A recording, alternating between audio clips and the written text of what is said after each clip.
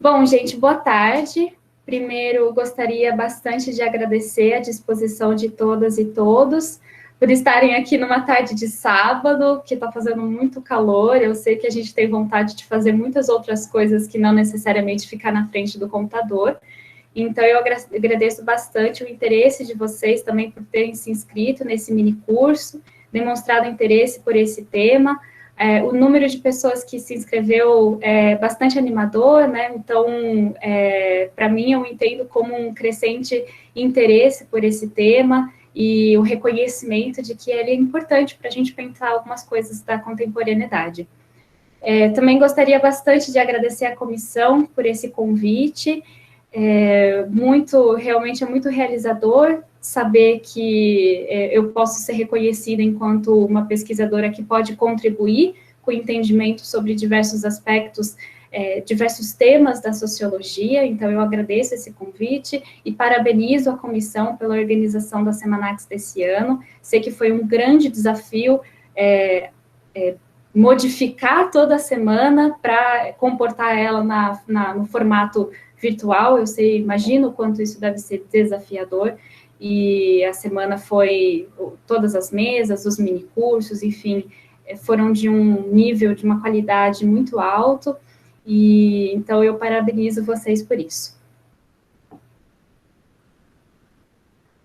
Eu preparei uma apresentação, gente, bem simples e dinâmica, para tentar ajudar vocês de uma forma mais, né, eu acho que traz bastante clareza para o que eu estou falando. É um tema que tem um arcabouço teórico bem profundo, então, por vezes, pode ficar um pouco enfadonho, porque eu vou falar de autores e concepções, né, então, às vezes, isso pode ficar um pouquinho monótono, né, isso acaba sendo normal. Então, eu preparei essa apresentação de slides para tentar deixar essa exposição aqui para vocês bem dinâmica, tá?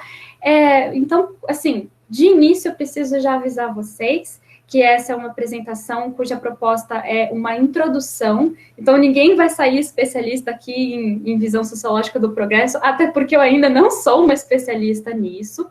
Então, está tudo em construção. Isso daqui é fruto de uma pesquisa que também ainda está em desenvolvimento, tá bom?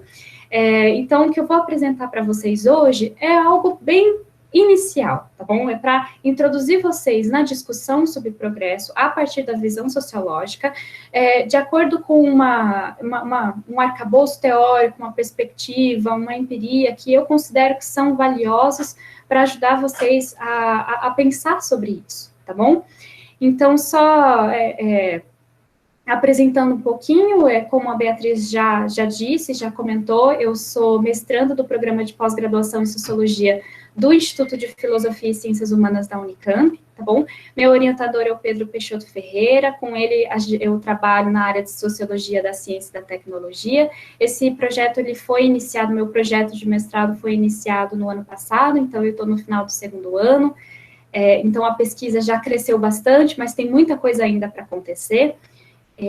A minha pesquisa, de forma bem geral, vou passar de uma forma bem superficial para vocês entenderem de que forma eu falo sobre progresso na minha pesquisa, tá? Eu trabalho com a Sociedade Brasileira para o Progresso da Ciência, a SBPC, não sei quantos de vocês conhecem. É uma sociedade, uma organização acadêmica, né? É uma organização de cientistas e amadores da ciência que existe desde 1948 e que foi muito importante desde 1948 até hoje, sempre foi muito importante para consolidar o processo de institucionalização da ciência no nosso país. Então, foi uma instituição, né, uma sociedade que participou muito da criação da Fundação de Amparo à Pesquisa do Estado de São Paulo, a FAPESP, o CNPq, a CAPES, o próprio Ministério de Ciência e Tecnologia, na criação de muitas universidades e faculdades pelo país, tá bom? E eu estudo a ideia que a Sociedade Brasileira pelo Progresso da Ciência tem de progresso, né? Eu observei numa pesquisa preliminar que desde lá de 1948, 49 até hoje, essa ideia de progresso para eles mudou bastante. O que significa fazer o Brasil progredir? o que significa fazer a ciência progredir, qual é a importância de ciência e tecnologia para o Brasil, tá? Para a vida das pessoas. Isso eu observei que foi se modificando ao longo do tempo e me chamou muito a atenção. Então, a minha proposta, a pesquisa que eu desenvolvo no mestrado, a minha dissertação é sobre, então, as transformações dessa ideia de progresso através dos 72 anos de história da SBPC. Então, é muita coisa para se observar, e eu utilizo, né, então, é dentro da sociologia para pensar como é que essas transformações, elas ocorrem, sobretudo em influência de contextos históricos, políticos, econômicos, culturais, para a gente pensar o quanto isso vai se construindo, como que isso vai se construindo ao longo do tempo, e como que isso influenciou muito as instituições que hoje regem a nossa pesquisa, os nossos pesquisadores e pesquisadoras, tá bom? É muito importante a gente entender como as ideias nascem, e como elas são institucionalizadas, e como elas são colocadas na criação também de outras instituições. É importante a gente entender todo esse processo para entender as coisas que estão acontecendo hoje, as coisas que estão acontecendo, que aconteceram no passado, né, e o que a gente pode pensar sobre o futuro. Então, de forma bem simplificada, é isso. Então, o progresso em si, a noção de progresso, não é o foco central da minha pesquisa. O foco central da minha pesquisa é a noção de progresso para a SBPC.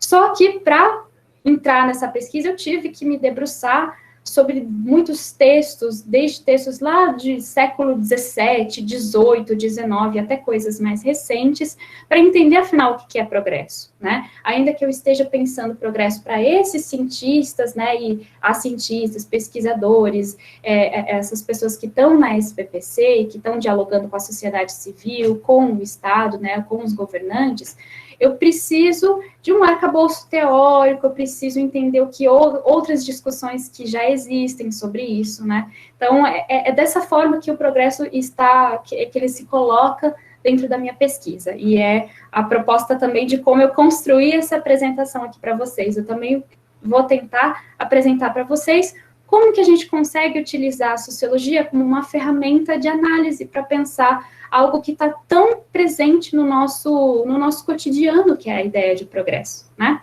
Então, primeiro, vamos pensar, vamos refletir, pensando no senso comum mesmo, gente. Vamos refletir sobre o que a gente pensa, né, quando a gente pensa sobre progresso, o que a gente lembra, né? Então, eu joguei aqui 3 características que eu acho que vêm à mente da maioria das pessoas quando a gente fala de progresso, né? Tem essa ideia de uma melhora, de um desenvolvimento, de um avanço, né? De que a gente está indo de um estágio menos, eu vou falar menos bom, porque eu não gosto de falar tanto de um estágio pior. Então, um estágio menos bom para um melhor, né? Então, tem essa ideia. Tem a ideia de alcançar objetivos, né? O progresso não é simplesmente um avanço sem direção, né?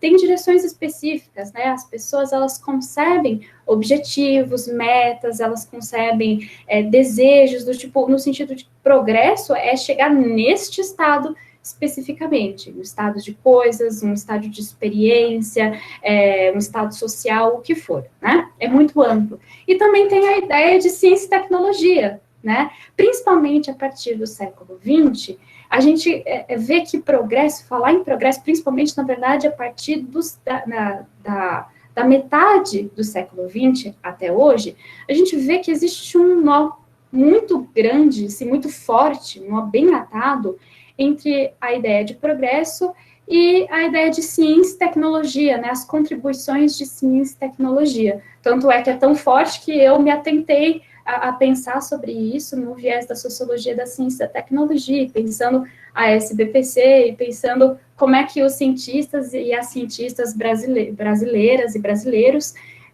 entendem que ciência e tecnologia é importante para o progresso do Brasil, né? Então, são essas 3 coisas. Se vocês, por exemplo, jogarem a palavra progresso no Google, que foi o que eu fiz uns dias atrás, vão aparecer, por exemplo, vai aparecer muita coisa sobre uma companhia de transporte, de ônibus, né, uma aviação. Então, isso já dá aí uma dimensão para a gente que tem a ver com o movimento, né? Então, a gente tem aí esse exemplo que é o movimento, né? Os motivos pelos quais eles escolheram a palavra progresso para dar o nome para a empresa deles também contam um pouco para a gente de como as pessoas entendem o que é progresso. Também aparecem algumas informações sobre uma escola chamada Progresso, né? Então, a gente também pode pensar a questão de como a ideia de progresso está enrostida nessa concepção de fazer um ser humano se tornar um cidadão, um trabalhador, uma pessoa preparada para o mercado de trabalho, para ingressar no ensino superior, né? Progresso tem a ver com a educação, acúmulo de conhecimento, então todas essas ideias vêm à nossa mente, né? Mas tem um ponto muito importante, especificamente para nós brasileiros e brasileiras, que é muito específico da nossa característica, da nossa identidade, que é o fato de que a palavra progresso está na nossa bandeira, mesmo que a gente não saiba ao certo porque ela está lá, tá? Eu, antes de fazer essa apresentação, não tinha tanta certeza porque ela estava lá, e eu fui conhecer um pouco melhor a história da criação da nossa bandeira para entender um pouco mais por que essa palavra está lá combinada com a palavra ordem, né? Então, gente, primeiro ponto, falar em progresso, a gente parte do senso comum aqui, que é importante a gente pensar, partir do senso comum, porque é aquilo que é comum a nós, certo? E lembrar que pensar progresso, no caso brasileiro, é muito específico, porque tem toda uma questão a ver com a nossa identidade nacional, seja a proposta lá na criação da Primeira República, no final do século XIX, seja hoje, né, quais são as disputas que estão em torno dessa ideia de progresso, o que é a ideia de progresso, como que ela é entendida pela população brasileira, e o que significa ela ser comparada, na verdade, combinada com uma ideia de ordem. Eu vou discutir isso mais a fundo, mas então, lição número 1, digamos assim, falar em progresso no mundo são muitas perspectivas, mas no Brasil é mais específico ainda, tá? Porque tem essa questão de uma identidade nacional. Mas antes de começar propriamente a falar do progresso, eu quero munir vocês das ferramentas da sociologia, tá bom? De forma bem básica, tá? Isso daqui pode ir a fundo, a gente pode complexificar, mas o que eu acho que é legal, né? O subtítulo do nome, né? Do título do meu minicurso é uma visão sociológica. Então, a minha proposta não é só falar sobre a noção de progresso para vocês, mas também apresentar como que a gente pode pensar sociologicamente o progresso, que é a minha especialidade. A gente pode pensar pelo viés da filosofia, a gente pode pensar pelo viés da antropologia, da ciência política, da economia, a gente pode pensar em uma série de outras perspectivas, né? O que eu vou apresentar hoje para vocês é a sociológica, que também, claro, bebe de muitas outras perspectivas, como principalmente a histórica, né? Mas, então, o que eu quero com isso, né? É apresentar para vocês as ferramentas. Como que a gente pode pensar sociologicamente uma ideia, como a ideia de progresso? Então, ponto número 1, gente, não vamos nos preocupar tanto em ficar definindo o que é certo e o que é errado, porque quando a gente está falando de progresso, a gente fala muito do que é bom, do que é ruim, do que é melhor, do que é pior, né? Então, a sociologia não vai exatamente se preocupar em definir esses parâmetros, mas ela vai se preocupar em compreender como as pessoas concebem esses parâmetros, tá bom? Através de que processos sociais, quais são os fenômenos sociais envolvidos nessa concepção do que é certo, do que é errado, do que é bom, do que é mal, o que significa melhor, o que significa pior, o que significa avançar, né? Todas essas palavras, né, elas fazem parte de um jogo que a sociologia vai tentar compreender. Isso não quer dizer, de forma alguma, que a sociologia seja acrítica. Isso não quer dizer que os sociólogos e sociólogas com as suas pesquisas, não possam contribuir para a discussão do que é o certo e o que é errado. De forma alguma, gente. Contribui e muito. A sociologia está na base dela ser crítica. Mas o que eu estou falando aqui do método é que primeiro a gente vai se concentrar em compreender como as pessoas concebem, antes da gente começar a se colocar numa posição de definir o que é certo e o que é errado, tá bom?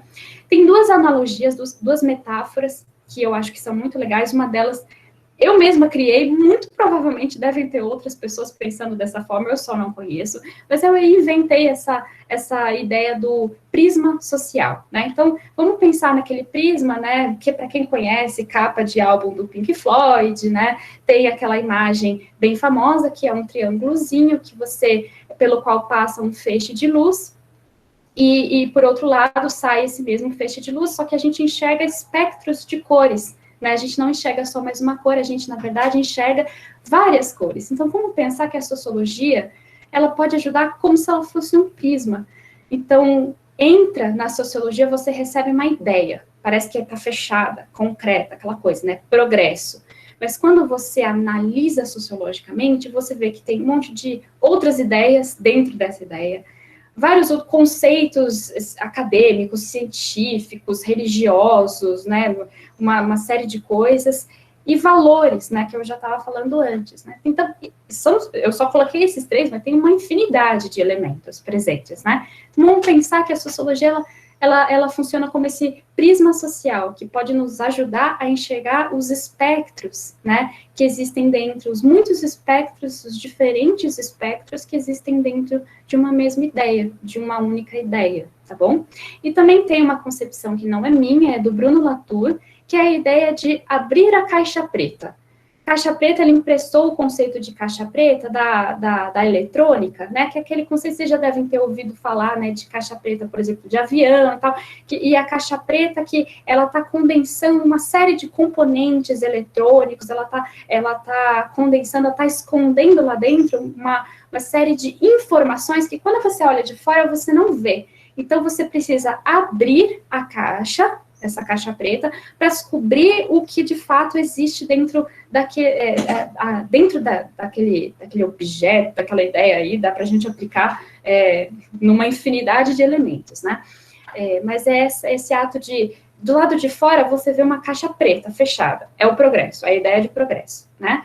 Mas quando você se aproxima e abre essa caixa, você vê que tem uma infinidade de coisas ali dentro, componentes, e coisa que liga aqui, liga ali, né? E diferentes cores, tamanhos, materiais diferentes, né? Você vê que existe uma heterogeneidade, diferente daquilo que a gente enxergava no senso comum, de uma homogeneidade. Então, vejam que aqui a gente já está começando a aplicar uma sociologia. Passo número 1 para a gente pensar agora o progresso. Eu vou passar bem rapidamente, tá bom? Porque não é tanto, eu não vou querer me debruçar tanto a isso. Mas passo número 1. Falar em progresso é falar sobre passagem de tempo. E falar sobre passagem de tempo é lidar com diferentes interpretações sobre o tempo, sobre essa passagem de tempo. Ainda que hoje, né, atualmente a grande maioria das pessoas conceba o tempo dessa forma linear, unilinear, que ele é passado, presente, futuro e ponto final, a gente tem que lembrar também que o progresso da forma como a gente entende ele hoje está ligado a esse movimento que é linear. Mas, em outros momentos da história, já existiram outras concepções da passagem do tempo. Por exemplo, na Antiguidade, gregos e romanos, né, concebiam a passagem do tempo de forma cíclica. O tempo, ele dá voltas, né? Então, no momento estamos prosperando, mas não quer dizer que só porque a gente está prosperando hoje, a gente vai prosperar cada vez mais, de uma forma linear, né? Não, a gente vai entrar em movimentos cíclicos e eternos de prosperidade e decadência, tá? Só que isso ficou no passado. Hoje, a gente trabalha com o movimento linear da prosperidade, que nasceu, digamos que nasceu um pouco antes disso, mas a gente pode dizer que vem a sua concepção moderna mesmo, com os iluministas racionalistas do século XVIII, tá bom?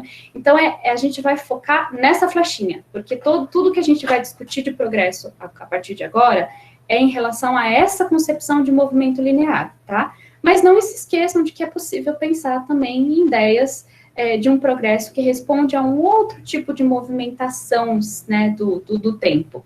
Mas isso fica para uma outra discussão, porque senão a gente ficaria horas e horas aqui discutindo. Então, agora voltando, pensando sociologicamente o progresso, né? Começando, é um conceito moral. Lembra que eu falei para vocês que tem todos aquele arcabouço, né? Aquela utilização de ideias do que é certo, do que é errado, do que é melhor, pior, né? o que é satisfatório, o que é necessidade, o que significa, né, no futuro vai estar melhor, no passado era pior, né? Então, tudo isso a gente está lidando com conceitos morais.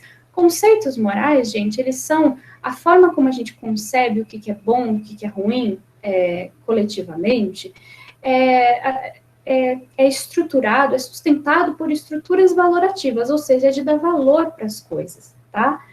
De forma bem resumida e superficial, né? Eu não preciso entrar, claro que é muito mais complexo que isso, com certeza, mas não é o caso agora da gente ficar entrando nessa complexidade, tá bom? Eu vou passar aqui o básico para vocês saírem daqui pensando sociologicamente o progresso. Vamos pensar também que o progresso, ele serve como se fosse um atestado de que a gente está, de fato, caminhando de um estágio menos bom para um melhor, né? Então, ele é um atestado, parece que ele é dotado, a palavra progresso, parece que ele é dotada de uma autoridade, né? Que atesta que a gente, de fato, está caminhando em direção a algo melhor. Então, vamos ter isso em mente também. E algo muito importante é a gente lembrar que a ideia de progresso, ela tem um duplo sentido.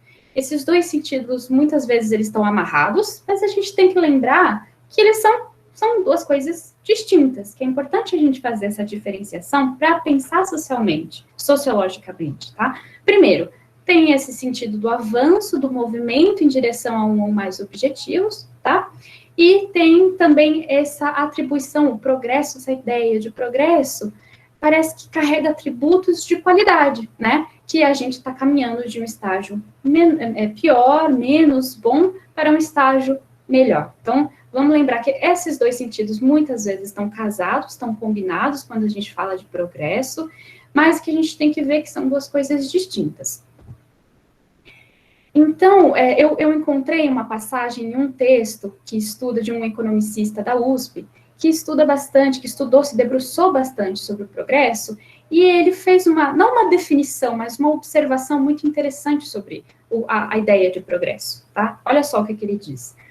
Progresso é um termo essencialmente relativo, uma vez que depende da opinião professada por aquele que fala sobre a escalada de valores de que se trata, ou seja, os valores, quais valores? Aqueles que eu falei para vocês, de bom, de ruim, os valores que a gente usa para conceber o que é bom, o que é ruim, certo, errado, melhor, pior, tá? Do progresso se faz, não raro, uma espécie de necessidade histórica, um poder real que age sobre os indivíduos, uma finalidade coletiva, atentem-se a isso, que se manifesta pelas transformações da sociedade. Então, vejam só, a gente está falando de um processo, porque a gente está falando de transformações, a gente não está falando de uma coisa estagnada. E vejam só como é muito importante quando esse autor, ele fala que o progresso é um termo relativo, porque depende de quem vai utilizar ele, tá? E mesmo no senso comum, a gente vê como a gente pode, dependendo de quem fala, se é uma pessoa do governo, se é uma pessoa que faz parte de algum movimento social mais ligado a uma cidade específica, ou se a gente está falando de ciência e tecnologia, se a gente está falando de saúde, todas essas pessoas, elas vão falar em progresso, provavelmente, mas talvez elas falem de formas diferentes e aplicando de formas diferentes, né?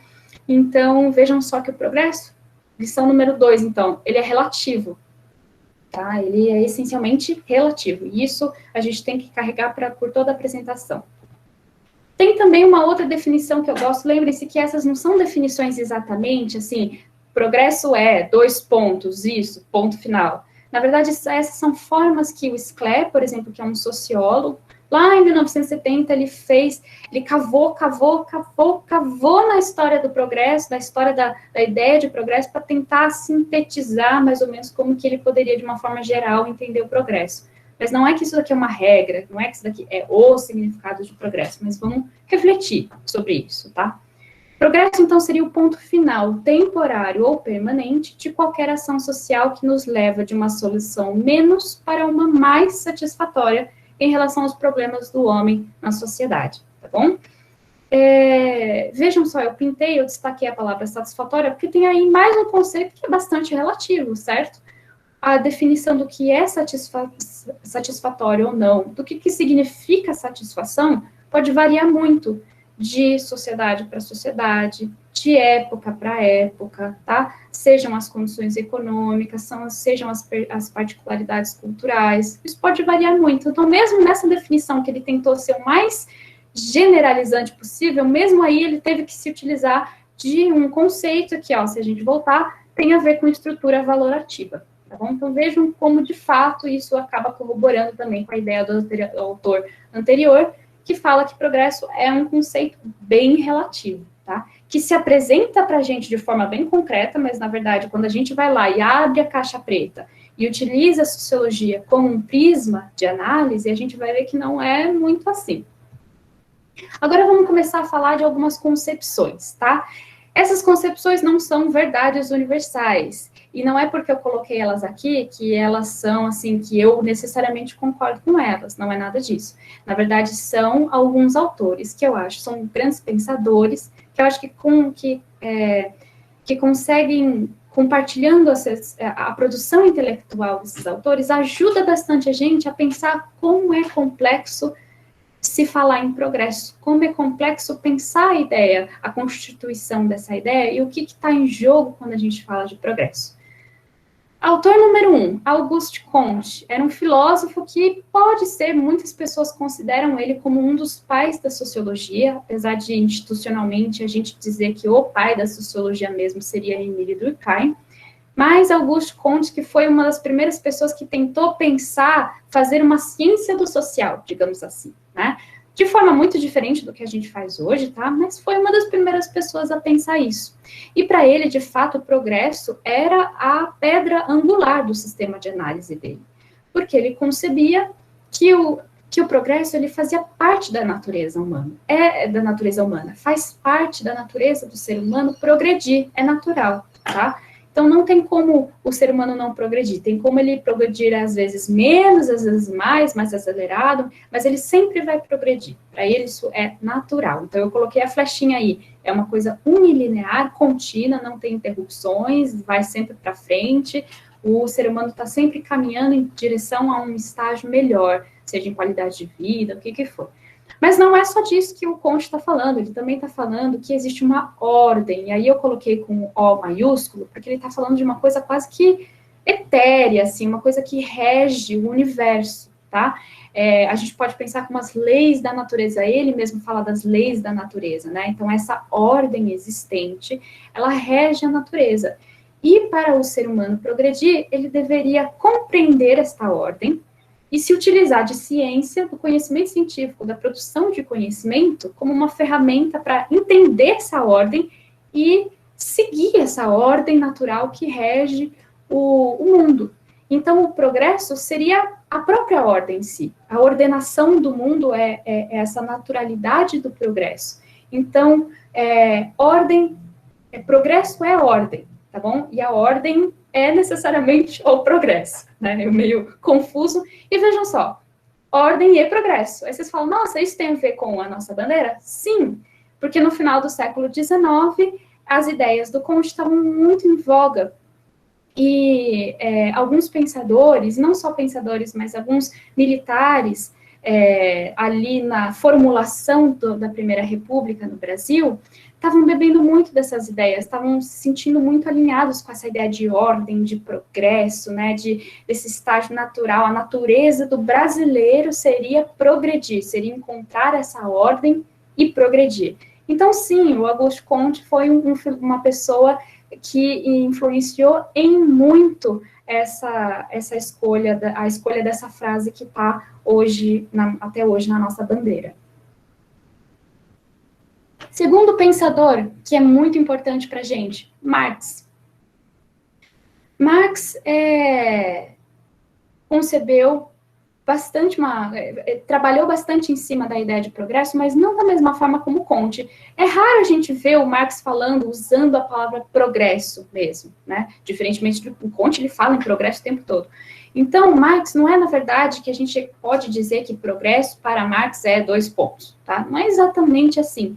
Mas, lendo a produção intelectual, entrando em contato com a produção intelectual e a forma de interpretar a realidade do Marx, a gente pode ver como que ele concebe esse uma ideia de progresso? Ele também enxerga como um movimento linear, tá bom? Só que vejam como eu coloquei ali no desenho, ali embaixo. Tem uma ruptura. O progresso, ele seria um processo histórico, mas que deve levar à ruptura. Progresso tem a ver com ruptura. E ruptura tem a ver com o quê? Com revolução. Então, é você mudar completamente o estado de coisas, e a partir disso, sim, é que as pessoas vão progredir, tá? Essa ruptura, ela se dá na relação atritosa entre as esferas material e social, ou seja, a sociedade, seus modos de produção e reprodução, tá? De forma bem simplificada aqui, mas para a gente pensar, então, vejam só como Marx ele enxerga, sim, que a humanidade pode caminhar em direção a um estado melhor, onde não vai ter exploração, onde não vai ter sofrimento, mas isso não é unilinear, assim, vai ter uma ruptura aí no meio, tá? Vai ter uma ruptura que é o que ele entenderia por essa revolução das leis inexoráveis que, enfim, organizam a vida social. Agora, saindo um pouco dessa linha mais filosófica e sociológica, a gente tem Charles Darwin, Herbert Spencer, que bebeu muito de Darwin. Quando a gente está falando sobre progresso, gente, é muito difícil a gente não falar, aliás, eu consideraria até que é equivocado a gente não lembrar de um conceito muito importante que revoluciona completamente a forma como a gente entende esse avanço, que é a ideia de evolução. A ideia de evolução natural, a evolução das espécies que nasce ali com o Darwin. Então, vejam só que, ao longo do resto da apresentação, aqui eu não vou voltar tanto no Darwin, mas é essencial a gente lembrar do conceito de evolução das espécies para pensar a ideia de progresso, tá bom? Porque a gente, quando reflete sobre progresso, a gente está refletindo sobre nós mesmos, nós enquanto seres humanos, né, enquanto sociedade, e a gente também tem que entender esse passado de constituição da espécie do ser humano, né? Mas também não fica só por aí. O Herbert Spencer, ele se utilizou da teoria do Darwin, né, de evolução das espécies, né, e de origem, né, enfim, das espécies, para cunhar o que a gente hoje pode entender como um darwinismo social, tá? Que é uma das formas de se interpretar a sociedade. Hoje em dia, gente, darwinismo social não é mais utilizado pela sociologia, porque é uma perspectiva bastante equivocada, cheia de contradições, mas que continua sendo historicamente muito importante para a gente pensar as heranças que hoje a gente tem nas nossas concepções atuais de progresso, né? Então, o Spencer foi lá e falou assim: qualquer espécie, seja ela animal ou vegetal, quando submetida a condições diferentes daquelas de seus antecessores, imediatamente começa a passar por mudanças para adaptar-se a essas novas condições. E aí ele tenta aplicar isso na sociedade. Então, quando as sociedades, os grupos sociais são colocados em diferentes condições, eles vão se adaptar e necessariamente melhorar. E aí, digamos assim, que as técnicas sociais vão se aprimorar, as técnicas sociais de socialização, de controle, enfim, de viver em comunidade. É equivocado a gente falar isso hoje, mas é extremamente importante da gente lembrar da importância da existência desse conceito de evolução, que a gente pode ter avançado bastante no conhecimento sobre a evolução das espécies, mas essa é uma teoria que ainda rege as nossas ciências naturais. É assim que as espécies evoluíram. Então, isso influencia muito a forma como o ser humano vai pensar sobre a sua própria evolução, tá bom? Porque esse atrito entre natureza e cultura, natural e social, sempre vai estar presente quando a gente vai pensar sobre progresso. E agora um autor, que eu acho que de todos esses aí, né, entre sociólogos e filósofos, e também naturalistas, biólogos, né, eu acho que é o autor que mais se aproximou da discussão de progresso. O Weber, né, um sociólogo, economicista, filósofo da Alemanha, se debruçou bastante para falar de progresso. Então, que nem o Comte, ele também descreveu a palavra progresso várias e várias e várias vezes, né? Ele se debruçou bastante para pensar sobre, afinal, o que é essa ideia de progresso, né? E o Weber, ele é muito importante, porque lá no início do século XX, ele foi uma das primeiras pessoas a colocar de forma bem dinamizada a importância de se pensar a relação entre progresso e ciência e tecnologia. Vejam que, claro que com os iluministas, né, no século XVIII, ciência no sentido de conhecimento, de ideias, né, aquela ideia das luzes, as luzes provenientes da razão, claro que isso já existia. Agora, pensar em ciência e tecnologia como a gente tem elas hoje, que a gente conhece elas hoje, né, século XX, XXI, o Weber foi o primeiro a falar, peraí, então, para a gente entender progresso, a gente precisa necessariamente fazer a relação com ciência e tecnologia. E o que é importante é que o Weber, ele entende que a ideia que a gente tem, as ideias, né, as ideias que correm pela sociedade, pelas sociedades sobre progresso, tem muito a ver com uma lógica, com uma lógica do desenvolvimento científico e tecnológico. O que ele fala? A própria ciência, então vamos começar agora a falar mais sobre ciência especificamente. A própria ciência, se você for ver, se vocês forem ver, o campo científico ele se distingue de outros campos, por exemplo, do artístico, que a ideia de progresso na ciência, ela se constitui de uma forma bem específica. Veja só, se nas artes, gente, tudo bem que a gente pode falar que houve aprimoração a gente conseguiu aprimorar as técnicas de pintura, escultura, de identificar tipos de tecido para fazer isso e aquilo, e também existiam ideais, por exemplo, na época do racionalismo não, desculpa, me fugiu a palavra agora, mas é de pintar e esculpir da forma mais próxima e mais fidedigna ao como aqueles objetos, aqueles corpos, aqueles formatos se encontram mesmo na vida real, né?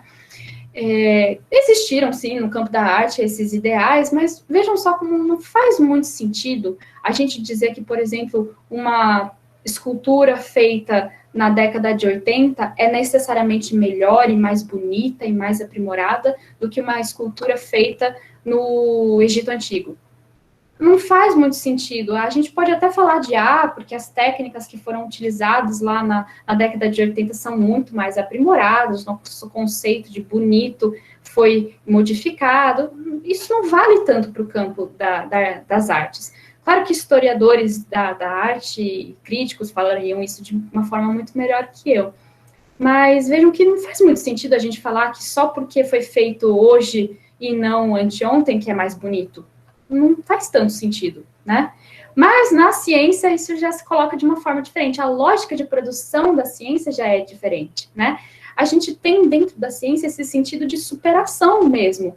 Que vejam que perderia um pouco sentido fazer ciência se a gente soubesse que futuramente aquilo pode ser aprimorado e que hoje a gente está aprimorando algo que foi feito, que foi realizado no passado, né? Então, essa lógica de melhorar, de avançar, de superar, ela é muito forte dentro da produção científica. E, principalmente no século XX, isso vai se amarrando demais, essa lógica específica da ciência e da tecnologia vai começando a dominar as concepções de progresso. E isso é por isso que o Weber é tão importante, porque foi ele que percebeu isso. Não sozinho, claro, mas foi ele uma das pessoas que virou para as outras e falou, olha, a gente tem que lembrar que a forma como a ciência é feita influencia muito a concepção que hoje em dia, né, na modernidade, a gente tem de progresso. E o Weber também, ele é um dos primeiros desses autores que eu passei para vocês, ele é o primeiro que enxerga essa ideia de progresso com um pessimismo bem profundo, né? O Weber, ele vai analisando a evolução desse processo de racionalização. Para quem aí é das ciências sociais sabe que esse é um conceito muito importante quando a gente estava discutindo Weber, né? Essa ideia de racionalização, né? De tornar tudo, essa racionalização de forma geral, de tornar tudo racional, baseado na razão, né? E isso encontra no nosso modo de produção, que é o modo de produção capitalista, uma exacerbação, no sentido de que agora tudo é racionalizado. Então, o Weber, ele pensa mais que existem possibilidades de pensar avanço de ciência e tecnologia, mas um avanço do ser humano, ele fala assim, não sei. Para mim, eu entendo que existe uma jaula de ferro, que essa racionalização seria uma jaula de ferro, que a gente está preso dentro, que nós estamos presos dentro dela, e que as coisas só ficam cada vez mais baseadas em razão, razão, razão, e essa burocracia racionalista do capitalismo, que está direcionando tudo para a razão do lucro, do lucro, do lucro, faz as coisas meio que perderem o seu sentido. E olha só o que ele fala: o destino de nosso tempo, que se caracteriza pela racionalização, pela intelectualização e, sobretudo, pelo desencantamento do mundo, levou os homens a banirem da vida pública os valores supremos e mais sublimes. Então, vejam só, agora, pela primeira vez na nossa apresentação, aparece uma concepção pessimista em relação ao progresso. É uma pessoa aqui que, na sua produção intelectual, reconhece, sim, os avanços, reconhece, sim, as possibilidades, por exemplo, da aplicação dessa tecnologia, do crescimento do arcabouço, né, científico com o qual a gente lida para melhorar nossas condições de vida e tudo mais, mas ele vê também que não é só assim, não é só desse lado que a gente tem que olhar, a gente também tem que olhar no lado de possíveis consequências negativas de colocar, de racionalizar e racionalizar. Para o Weber, ele sentia, né, ele observava sociologicamente, filosoficamente, na área do direito também, ele observava que começava a se perder um pouco mais da essência do ser humano, dos valores, né, daqueles valores supremos e mais sublimes, em detrimento disso, para se colocar aquela razão extremada, tá bom?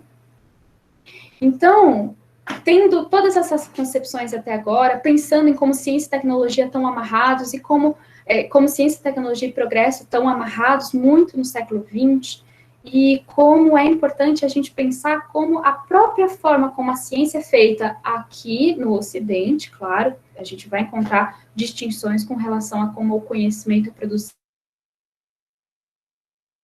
no Ocidente, da experiência ocidental, como que é importante a gente ver como que essa forma de produção do conhecimento científico vai invadindo as outras dimensões da vida e as outras esferas sociais, as outras atividades sociais para compor essa ideia de avanço, de desenvolvimento, de progresso, tá?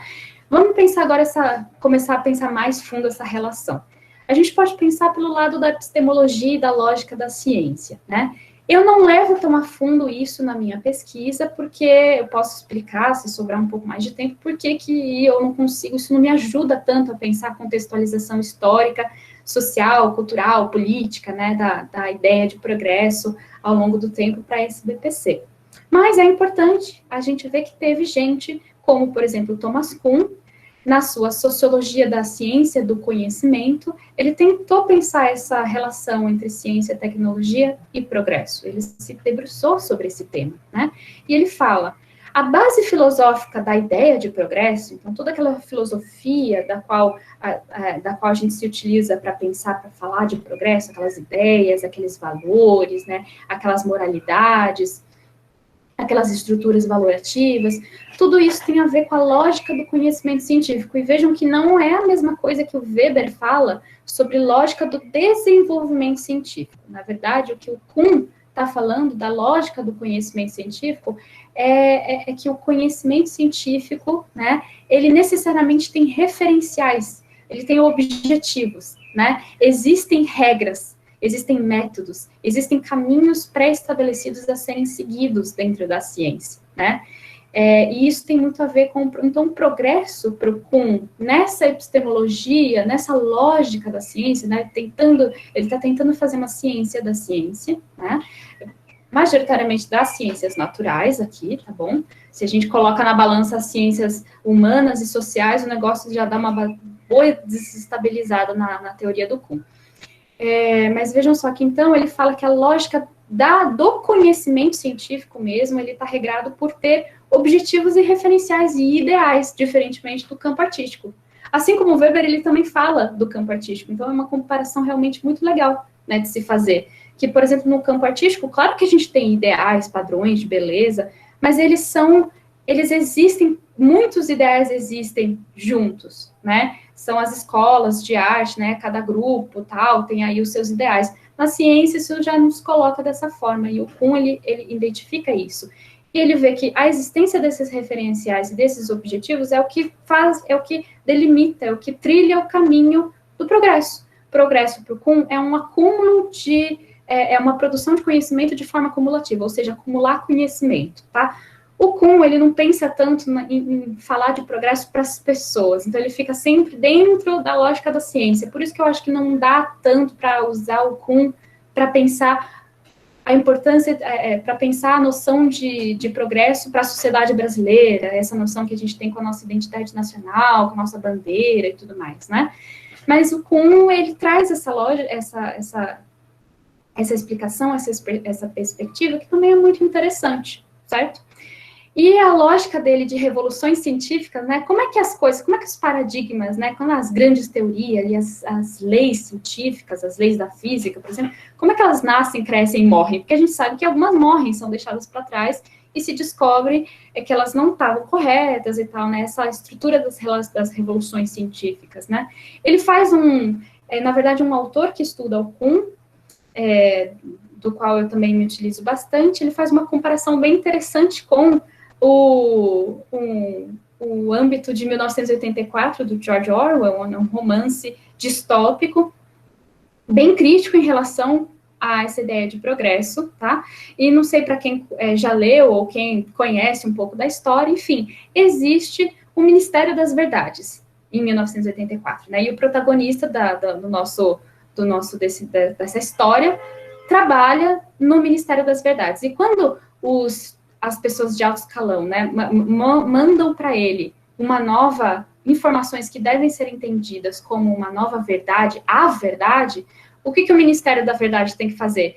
Tem que trabalhar para excluir tudo que já existiu de informação que entraria em contradição com aquilo. Então, o Kuhn, ele fala que as revoluções científicas meio que acontecem dessa forma, né? Que quando nasce um novo paradigma, todo mundo fala assim, então joga fora o que existe, assim, joga fora. No sentido de, a gente não vai mais se preocupar com isso daqui, porque agora o paradigma é esse, né? Então, a física antes da relatividade do Einstein, né? Joga tudo fora, agora a gente não olha mais para aquilo, agora a gente olha daqui em diante. Claro que não é exatamente dessa forma, mas eu acho uma comparação assim para a gente entender o ritmo da ciência na perspectiva do Kuhn, lembrando, que é muito interessante fazer essa comparação com a história do George Orwell. Mas o grande ponto dessa apresentação, que é de onde nasce muito a minha pesquisa, gente, é de fato a contextualização histórica e social da noção de progresso. Entender as disposições sociais e históricas, né, para a concepção dessa ideia. Né? Eu acho que é daí que a gente consegue, é justamente olhando para isso que a gente consegue pensar sociologicamente e vir com observações muito interessantes que ajudam a gente a entender não só o passado, mas ajuda a gente a pensar o presente, entender como que hoje a gente está manipulando e se utilizando da ideia de progresso para alcançar determinados objetivos. Então, primeiro, pensar o progresso enquanto um processo histórico, tá? Então, uma coisa que ela tem que ser analisada em seu processo e não em momentos específicos, ou uma coisa que a gente só dá para a gente falar em progresso só olhando para o presente, sem, assim, ignorando o passado, né? Então, vamos entender que é um processo histórico, então a gente tem que olhar para a história de concepção dessa ideia. E algo muito importante, hoje, as concepções, né, as formas como se dá a concepção da ideia, das ideias, né, das formas como as pessoas falam em progresso hoje, está muito amarrada à ideia de ciência e tecnologia, tá? Mas essa ideia, as transformações que vão acontecendo com ciência e tecnologia vão tendo consequências cada vez mais intensas nas transformações da ideia de progresso. Então, repetindo, para isso gravar bastante, para ficar bem claro. As transformações dos usos, digamos assim, das aplicações, da forma como se produz ciência e tecnologia e se aplica a ciência e tecnologia, e aí eu estou chamando de ciência todas as ciências, tá? O conhecimento científico, tá?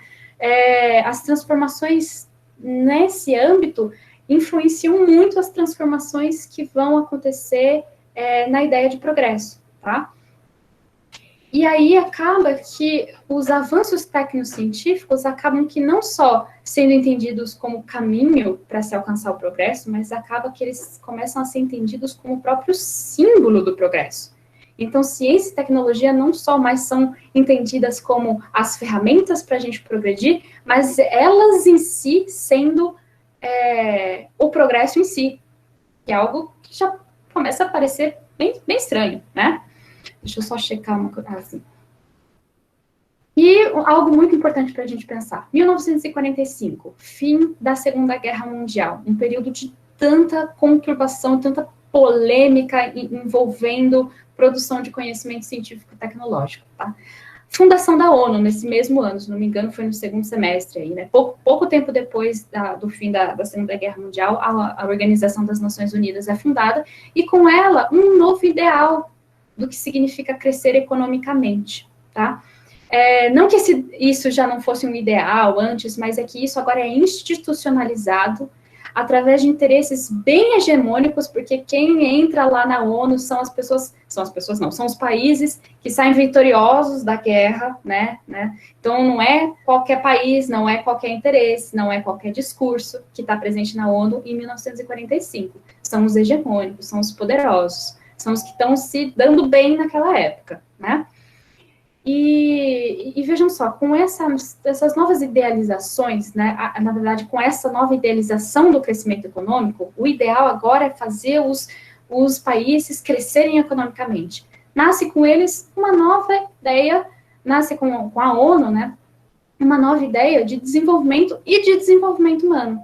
Agora, principalmente com a ONU, desenvolvimento humano é entendido como um fator que pode ser medido por outros fatores, né? Então, é algo que você pode medir, né? Então, renda per capita, índice de desenvolvimento humano, o IDH, né? Então, são todas coisas que a gente pode medir, né, com métricas e que tem a ver majoritariamente, não, completamente tem a ver com o fator econômico. Então, vejam só que agora a ideia de avanço, de melhora, de desenvolvimento no pós-guerra tem a ver com economia, tá? E isso numa lógica que só dá para ter desenvolvimento quando você tem um excedente econômico. Para você ter esse excedente econômico, você precisa de uma reestruturação econômica produtiva nos padrões do capitalismo. É isso, ponto final. ONU, interesses hegemônicos profundamente ligados, não estou dizendo que só tem capitalista malvado, não é nada disso na ONU, mas a gente tem que ver como isso é constituinte da noção de progresso, tá? Como que com o nascimento da ONU e os grandes países, sobretudo Estados Unidos e as grandes potências europeias, concebem um novo ideal do que significa desenvolver um país e desenvolver o ser humano, tá? E vejam que depois, justamente em meados do século XX, que começam a nascer as concepções de primeiro mundo, terceiro mundo, ou um pouco mais depois, né? Países desenvolvidos, subdesenvolvidos, tá? Antes, a gente tinha formas também de pensar essa hierarquização entre os países, né, no mundo.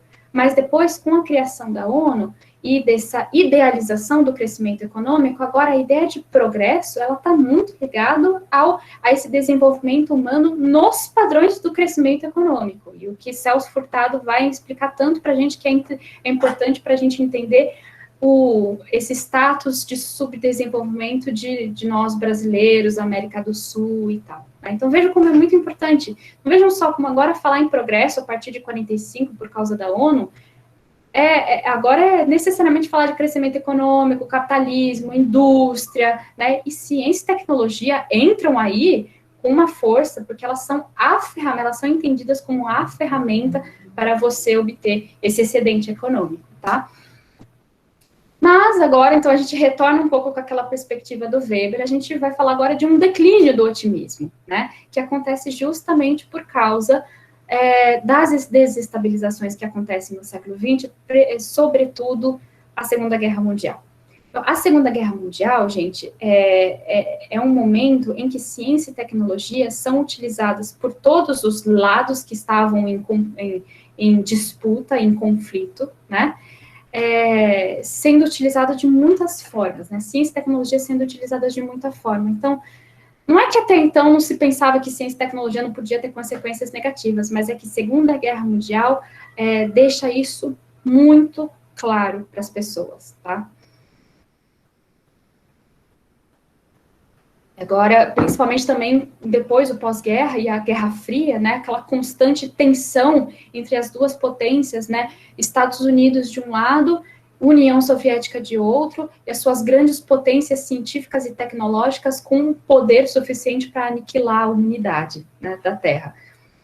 As pessoas ficaram muito apreensivas com isso. Quando eu digo pessoas, as populações dos países, os líderes, os governantes, os pensadores, os sociólogos, os filósofos, todo mundo ficou muito preocupado com isso, tá? Claro que de formas distintas, né?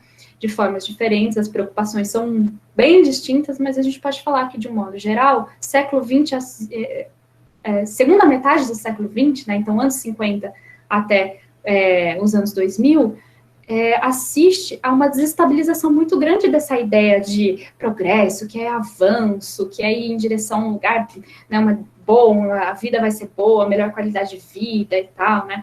Começa-se a contestar isso, né? E o economicista da USP, que é o Gilberto Dupá, ele, inclusive, ele cunha essa ideia de um mito do progresso. O livro dele, um dos livros dele, inclusive, chama O Mito do Progresso ou o Progresso enquanto Ideologia. Então, ele fala assim, para ele, como ele vai entendendo isso através de toda a produção intelectual que ele analisa, ele falou assim, o progresso ele se transformou num mito de interesses hegemônicos, ali da ONU, dos países, digamos, imperialistas, né, começa a se transformar um elemento que é utilizado pelo discurso do imperialismo norte-americano para fomentar a reestruturação produtiva de muitos países para que eles entrem que se alinhem aos seus interesses capitalistas, né, e aí por diante. E aí veja só o que ele fala. A ciência contemporânea ligou-se definitivamente ao capital. Lembra que eu falei que a ciência e tecnologia, elas, nesse novo momento, né, de ONU e esse novo ideal de crescimento econômico, é um outro sentido de desenvolvimento, um desenvolvimento econômico que é medido desenvolvimento humano, que é medido por fatores econômicos, né? Então, ciência e tecnologia agora são as ferramentas que se amarram ao capital. E aí ele diz que os sentidos e a experiência perdem lugar para a matemática e para a eletrônica. Vejam só que isso tem muito a ver também com o que o Weber lá atrás falou para a gente, né? Então, levou os homens a banirem da vida pública os valores supremos e mais sublimes. A gente está falando basicamente da mesma coisa. Você tira aquela essência do ser humano, do fato do bem-estar social e toda aquela questão, para você colocar uma racionalização, uma matemática, uma eletrônica, que na verdade é a técnica que vai significar progresso, não de fato o que a técnica pode nos oferecer, né? E aí, por último, para finalizar essa concepção pessimista, eu estou terminando a apresentação com uma concepção pessimista, mas isso não quer dizer que eu tenha uma concepção pessimista de progresso. Vamos nos utilizar de Adorno, que é um filósofo alemão do século XX, cuja produção intelectual é muito importante para a gente pensar esse pessimismo em relação a essa ideia do progresso, tá?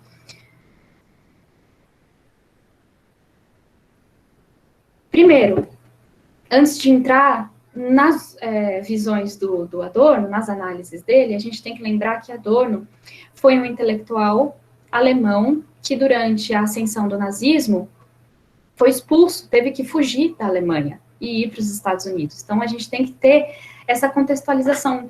A gente tem que lembrar que todas essas pessoas que eu nomeei para vocês, né, o Comte, o Marx, o Weber, o Darwin, né, o Adorno, todos eles estão inseridos em contextos históricos muito específicos que vão influenciar bastante como que eles vão produzir as suas ideias, tá? Então, vejam só, como será que uma pessoa expulsa de sua terra natal por causa da ascensão do nazismo pensaria essa ideia de progresso? Pensaria a ideia de utilização de técnica de conhecimento, né? Porque o que ele assistiu, os horrores que ele assistiu foram muito distintivos, né? Mas vamos começar do começo, né? Adorno elabora uma crítica à modernidade burguesa. a crítica ao progresso do Adorno é uma crítica à modernidade burguesa, tá bom? Não dá para a gente falar exatamente que o Adorno fez uma super teoria do progresso, não é isso. Na verdade, através dos escritos dele, né, a gente consegue entender como ele entende o progresso. E para isso eu utilizei um artigo escrito pelo Michel Lovy e pela Eleni Varicá. Infelizmente eu esqueci de fazer um slide aqui com bibliografia, mas eu posso compartilhar toda a bibliografia se alguém tiver interesse. Eu devia ter feito isso nessa apresentação, mas eu esqueci. Mas enfim, tem esse artigo que é muito interessante, que fala sobre essa concepção de progresso para o Adorno, né? Então, basicamente, vamos começar. É uma crítica à modernidade burguesa. E algo que é muito importante e que é muito, chama assim, inovador, não é que o Adorno foi o primeiro a pensar isso, mas que isso é muito importante na reflexão dele, é que ele faz uma distinção entre progresso da técnica e do conhecimento e progresso humano. Então, vejam como ele provavelmente deve ter olhado ali para a ONU falando que desenvolvimento humano pode ser medido por fatores econômicos, ele deve ter olhado com uma cara com bastante repulsa para essa concepção. Ele distingue essas duas coisas. E ele fala que o progresso da técnica e o progresso do conhecimento, eles podem levar a uma regressão do progresso humano. Eles podem fazer a humanidade regredir para chegar a um estado, porque o que ele usa de exemplo?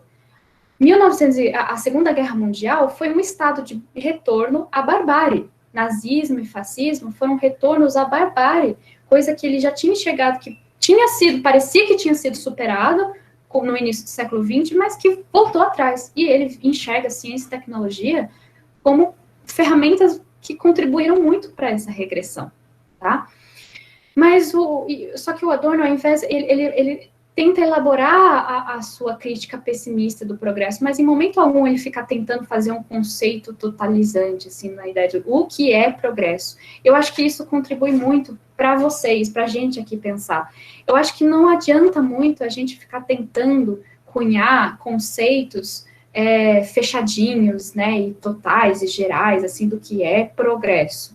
Eu acho que, na verdade, o que é legal é a gente ver justamente a pluralidade de concepções e identificar nessa pluralidade de concepções justamente a complexidade de se pensar progresso e os diferentes elementos que a gente tem que levar em consideração para pensar progresso, tá? Então, eu acho que isso é legal, eu acho que isso em Adorno, né, concordando ou não com a visão dele, né, de como ele vai entender o progresso, eu acho que é legal a gente pensar nessa proposta dele de não fazer conceitos totalizantes.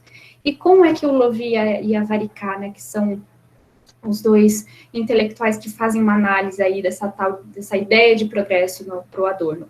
Eles falam que o que o Adorno faz é como se fosse a formulação de uma dialética do progresso. Eu não vou entrar muito e explicar exatamente o que é a dialética e tal, mas como é que a gente pode entender? O Adorno reconhece que ele critica essa ideia de progresso, a ideia de progresso, por exemplo, em voga ali na ONU, em 1950, né, essa coisa do pós-guerra de ciência, tecnologia, indústria, economia, né, produção, excedente econômico, né. Ele critica, mas ele não acha que a gente tem que jogar a ideia de progresso fora, porque ainda assim, isso é muito importante, gente, o Adorno fala, progresso ainda funciona, a noção de progresso, a ideia de progresso ainda funciona como uma esperança para as pessoas. Ainda exerce um papel de fé, de que, de fato, a gente está indo para um lugar melhor. Imagina só o que seria se a gente simplesmente admitisse que progresso não existe, que a gente não está indo para direção alguma positiva, que é tudo decadência. Imagina as consequências sociais dessa concepção, tá? Ele enxerga e fala assim, então eu entendo que a ideia de progresso é muito contraditória, mas eu entendo que é importante ela estar ali no horizonte de ideias das pessoas, porque ela funciona como uma esperança, de que a gente está... Lembra aquele atestado que eu falei lá no início, que o progresso é meio que aquele atestado? Então, para atestar de que a gente está, por mais contraditório que isso seja, mas ainda funciona como uma espécie de esperança para que as pessoas continuem nas suas atividades e que elas tentem encontrar algum sentido né, na experiência, na vida, enfim, uma série de questões, tá? Isso é muito importante. E o que o Adorno fala para a gente? Então, progresso, né, ele está fazendo essa crítica da modernidade, ele está fazendo essa crítica de enxergar desenvolvimento humano a partir de fatores econômicos, né, que podem ser essa métrica econômica. Ele falou assim, progresso, gente, não é nem o grau de desenvolvimento, né, do tanto de desenvolvimento técnico, das técnicas, nem o potencial de emancipação das pessoas, emancipação no sentido de melhora, de se soltar as amarras que prendem as pessoas ao sofrimento, de forma geral, né? Ele fala assim, não é nem só desenvolvimento da técnica e nem só esse potencial. Progresso, a gente tem que entender como, de fato, a medida, o grau em que os conhecimentos conseguem cumprir com a emancipação, com a promessa de emancipação. Então, ele fala assim, não dá para a gente falar em progresso no futuro. A gente tem que falar do que já foi progresso. Então, vejam só que para o Adorno, essa lógica de interpretar o tempo é muito importante. De novo, assim como todos os outros, ele interpreta nessa forma linear. Mas ele, parecido ali com o Marx, ele fala de uma ruptura, o Adorno fala de uma regressão, de uma possibilidade de regressão, né? De você voltar, mas você está sempre caminhando numa linha só. Você regride, você vai para frente, vai para trás, não é como se fosse aquele cíclico com que os gregos e romanos pensavam na antiguidade. Mas vejam só, ele fala isso é muito importante da gente pensar, né? Ele fala assim, na verdade, o progresso, ele entende como que já aconteceu, que a gente pode ver o que no passado que de fato cumpriu com essa promessa de emancipação. Se vocês conseguirem achar alguma coisa que de fato cumpriu com essa promessa de emancipação, então eu vou concordar que isso é progresso, sim. Tá? E é por isso que ele é tão crítico e tão pessimista à ideia de progresso, porque muitas vezes quando a gente fala de progresso, a gente fala de futuro, e a concepção dele progresso é para refletir sobre o passado, tá? E aqui alguns trechinhos que eu acho que eu retirei do artigo que fala sobre o Adorno, que são bem legais para a gente pensar. Por exemplo, falando em produção de atributos, de produtos culturais, a indústria cultural, né? Olha só o que nas palavras do Lovi e da Varicá, o que o Adorno nos coloca, né? São os procedimentos enquanto tais, isto é, desenvolvidos independentemente daquilo que eles produzem, ou seja, é a forma como você produz e não o produto em si que importa, né? E não o seu potencial de satisfação das necessidades que se tornam as marcas do progresso. Então, o que começa a importar cada vez mais naquela lógica que nasce no pós-guerra, do excedente econômico, do desenvolvimento econômico, isso é que é progresso, isso é que é desenvolvimento humano, né? É a forma como você produz, e não exatamente o que você produz. E o Adorno vê aí um grande problema. Assim, não é a técnica que vai satisfazer a gente, é a medida em que a aplicação dessa técnica consegue, de fato, satisfazer. Não é só a existência da técnica, não é só a existência dos produtos, né?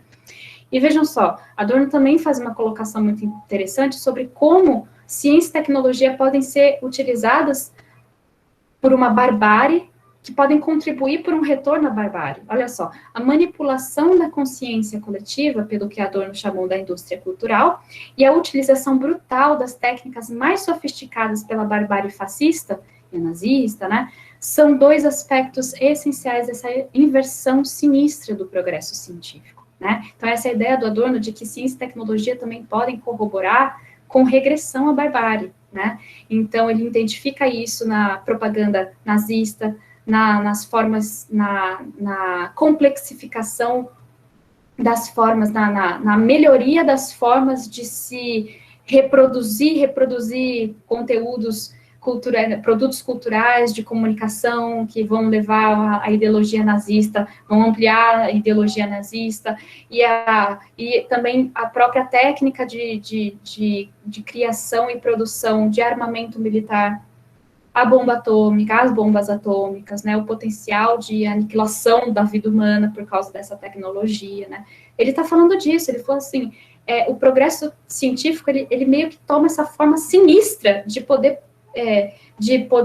permitir que a gente avance, mas também de poder permitir que a gente volte à barbárie, né. E aí, pensando, né, o Adorno não é que ele enxerga que ciência e tecnologia é ruim, e que a gente deveria jogar isso para fora, assim, jogar isso fora e voltar ao que era antes, não é isso. Mas ele está falando que existe essa dimensão, na essência do conhecimento científico, existe uma dimensão perigosa, que tem essa dimensão que tem esse aspecto meio sinistro, que pode fazer a gente regredir, né? E ele fala, a manipulação instrumental da natureza, ou seja, a dominação do ser humano sobre a natureza, levaria inexoravelmente à instrumentalização das pessoas mesmo, assim como a transformação do mundo em puro objeto conduziria à reificação, que a gente pode entender como coisificação das relações humanas. Então, veja que Adorno, o Gilberto do Pai, economicista da USP, o Weber, todos eles estão falando dessa possibilidade de coisificação das relações humanas, de perda de sentido, tá? Se a gente deixa que avance esse avanço extremado de racionalização dentro da lógica capitalista, enfim, todas essas questões. Então, vejam só como é importante a gente também não só olhar para o lado otimista, mas também para o lado pessimista, para enxergar as contradições que existem nas ideias, nas nossas concepções sobre o que é o ato de progredir. Então, agora fazendo uma síntese, porque a gente já está com 1h10 de apresentação, e aí eu vou finalizar a apresentação e a gente abre para o debate, quem quiser fazer intervenções, observações, perguntas, possíveis críticas, enfim, se sintam abertos para fazer, então eu só vou terminar fazendo essa síntese do que a gente discutiu. Para pensar sociologicamente o progresso, né? Utilizando aquelas ferramentas lá que eu falei para vocês da caixa preta, do prisma social, né? De não se preocupar tanto em ficar definindo o que é certo e o que é errado, mas entender como as pessoas concebem o que é certo e o que é errado, o que é satisfatório, o que é necessário, né? Esses conceitos relativos, que tem a ver muito mais com moralidades, né? Então, a sociologia, ela vem para mostrar para a gente que existem concretudes e maleabilidades. Eu coloquei dessa forma não para vocês verem que são dicotomias e ficarem presos nessas dicotomias, não é nada disso. Só para vocês verem que, quando a gente olha sociologicamente para o progresso, a gente vê que, no senso comum, a ideia de progresso se mostra como uma coisa concreta, mas quando você olha sociologicamente, você vê que, na verdade, é maleável, né? Depende de quem vai usar, de quem vai falar, de onde essa pessoa está, de como essa pessoa é, enfim. Quando a gente olha de longe, essa perspectiva do progresso, essa ideia parece homogênea, mas quando a gente chega perto, sociologicamente, a gente vê que é heterogênea. Tem muita coisa envolvida ali. Tem política, tem a ONU, tem guerra, tem a ideia, tem os grandes filósofos, tem a ideia de movimento cíclico, de movimento linear, tem todas essas coisas, né? E tem a nossa necessária atenção às estruturas valorativas. Né? E as reflexões sobre o progresso que a gente fez nessa apresentação aqui é um conceito moral e relativo, tá bom? Que ele bebe que, para falar de progresso, quando as pessoas estão falando de progresso, elas estão falando também da forma como elas concebem a passagem do tempo, tá? Então, se tem ruptura, se tem regressão, se é cíclico, se é movimento de decadência e prosperidade, se é só decadência, se é só prosperidade, né? É muito importante a gente fazer contextualizações históricas e sociais. Então, 1945, término da Segunda Guerra Mundial, criação da ONU. Olha esse contexto, a ONU começa a falar X, Y e Z. Isso começa a influenciar a ideia que a gente vai ter durante toda a segunda metade do século XX, de se entender, de nós brasileiros nos entendermos como subdesenvolvidos, o quanto que isso influencia nossas práticas sociais, né, enfim, a nossa concepção de avanço, né, a SBPC, por exemplo, o mote deles é que ciência e tecnologia ajuda a superar o subdesenvolvimento, então é um progresso que está enraizado nessa questão econômica da ONU, tá, essa classificação de desenvolvimento e subdesenvolvimento com parâmetros econômicos, e pensar que existem, quando a gente fala em progresso, existem perspectivas otimistas, pessimistas, negacionistas, aquelas que negam que o ser humano ele só vai em direção à decadência, é isso, a natureza do ser humano é decair, né? Existe a crítica, né? Então, a crítica no sentido de vamos criticar todas essas concepções de otimistas, pessimistas. Existe o progresso enquanto quase que uma coisa religiosa, no sentido de que ela ajuda a ter fé, a ter esperança, né? De dar um sentido para a vida das pessoas, tá? Então, de forma geral, é isso. Espero que tenha ficado claro, espero que tenha sido acessível. Eu fiz essa apresentação de uma forma, pensando num público bem diverso mesmo. Agradeço a atenção de vocês, e agora a gente pode abrir para as intervenções, e lembrando que se alguém quiser, eu vou deixar meu e-mail aí no Meet, se alguém tiver interesse em levar essa discussão adiante, pesquisar os textos dos quais eu falei, né, se quiser saber quem são as pessoas, se quiser saber um pouco mais sobre a relação, o que significa pensar progresso no contexto de ciência e tecnologia no Brasil, né, enfim, quem tiver interesse é só mandar e-mail. Muito obrigada, gente.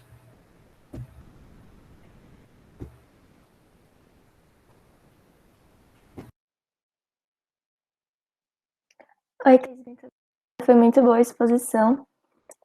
Enquanto, enfim, você falava, chegaram 2 perguntas aqui pelo chat. Aí eu posso ler uma de cada vez para você, e o Alisson falou depois que ele gostaria também de abrir o microfone para perguntar. Então, a primeira pergunta é da Silvia Panazzo. Ela perguntou: na atual conjuntura global de fortalecimento de ideias fascistas, inclusive em governos, a concepção de progresso atrelada ao desenvolvimento sustentável defendida pela ONU se coloca como emancipatória, embora não revolucionária? Aí você quer que eu já leia a pergunta da Bianca, ou... O microfone estava mutado. Eu já respondo essa e depois você passa para a próxima, tá bom? Silvia, muito interessante realmente essa pergunta. Lembrando que as respostas que eu vou dar aqui, na verdade, às vezes elas são só mais uma complexificação da dúvida das pessoas do que uma resposta de fato, mas eu vou tentar ajudar a trazer alguns elementos para a gente pensar com um pouco mais de discernimento sobre essas questões que vocês podem levantar, tá? Vamos pensar assim, sustentabilidade, tá? Quando a gente está falando sobre desenvolvimento sustentável em relação, por exemplo, sustentável seja em relação ao ambiente, né, a recursos naturais, ou sobre a vida das pessoas nas cidades, a saúde pública, essas questões, tá? A gente tem que lembrar que se a gente olha unicamente para esses elementos, a gente vê que eles combinam com muitas concepções políticas, valores que são compartilhados por muitas sociedades, né, de relação ao que é uma boa experiência de vida, o que é um bem-estar social, né? Só que a gente sempre tem que estar puxando, a gente nunca pode olhar sociologicamente, inclusive, não é só olhar aquilo unicamente, mas ver o que está no entorno, tá? E o que está no entorno disso? Tem muitas disputas políticas, jogos de poder, sobretudo em relação à manutenção ou ruptura das formas de produção e reprodução, tá? Então, a gente tem que lembrar que muitos discursos, a gente de fato está tendo uma ascensão novamente, então a gente pode concordar um pouquinho com a Adorno, talvez, no pessimismo dele, na possibilidade da regressão, né, à barbárie, mas a gente pode lembrar que essa possibilidade de regressão nos mostra também como que essa regressão ela sempre existe por causa de um elemento que está sempre presente, que pode ser, por exemplo, eu não vou dizer que é o único, mas que o elemento que está sempre presente, causando muitos problemas, é como a nossa sociedade se organiza em função do seu sistema produtivo, tá? Então, vamos pensar que como é que a gente pode entender que as pessoas conseguem conceber sustentabilidade, desenvolvimento sustentável, seja no âmbito da natureza, da proteção da natureza, dos recursos naturais, né, e da condição de vida das pessoas. Como que a gente pode admitir que isso é entendido como progresso? Pensar que tem muitas concepções que se alinham a um conservadorismo e um reacionarismo e até a linhas fascistas, né, de interpretação da relação das pessoas na sociedade, que também podem, às vezes, concordar com isso, é porque a gente tem que levar em consideração que existe em torno disso, tá? Então, não vamos pensar só nos ideais, mas como que os ideais são estruturados como que eles se apresentam na nossa sociedade, como que eles estão ligados na nossa sociedade. Por isso que, às vezes, é muito difícil a gente falar de desenvolvimento sustentável sem também falar de como nós estamos socialmente organizados, pensando essa sustentabilidade, tá bom? Então, é mais ou menos assim, o progresso aí é que, por exemplo, entraria, por exemplo, a ideia do Marx, por exemplo, precisaria ter uma ruptura, né? Para que fizesse sentido a gente falar de progresso e desenvolvimento sustentável, social e ambientalmente, né? Existem outras concepções também de aprimoração do que a gente já tem hoje, de ruptura, de voltar ao algo que a gente já teve antes. Então, a gente precisa ver essas formas de pensar esse processo histórico e o que existe em volta desses ideais que a gente entende como sinônimos de progresso.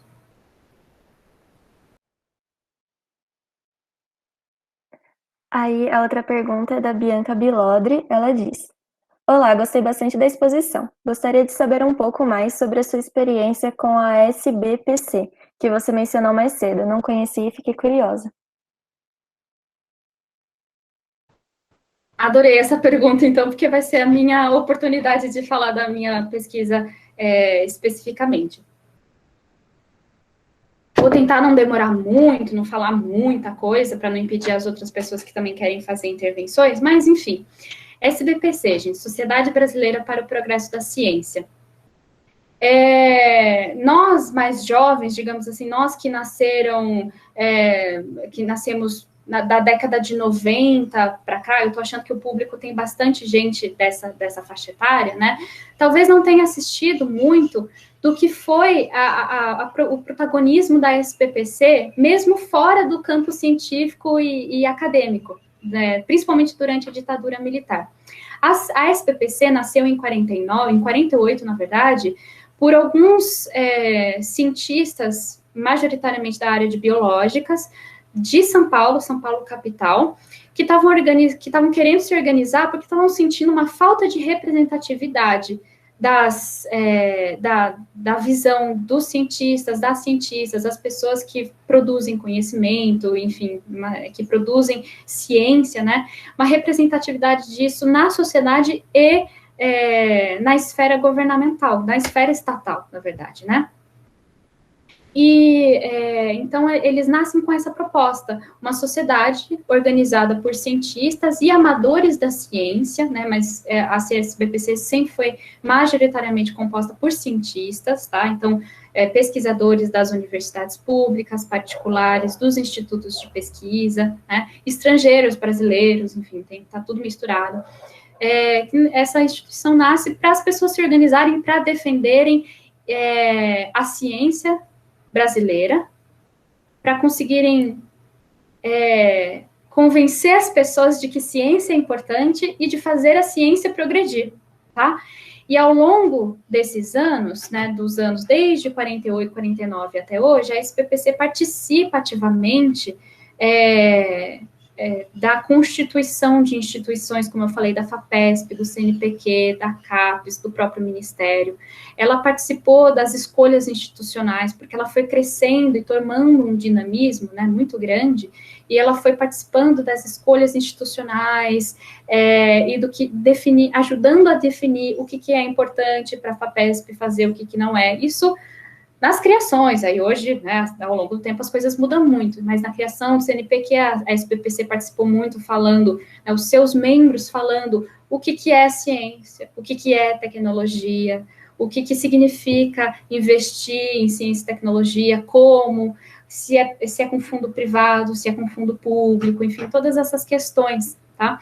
E, então, o que eu entendo? Que a história da SBPC, ela se amarra muito à história da própria ciência brasileira, tá? Então, eu acho que a SBPC é muito importante de ser estudada, porque ela se amarra, ela se mistura à história da ciência brasileira.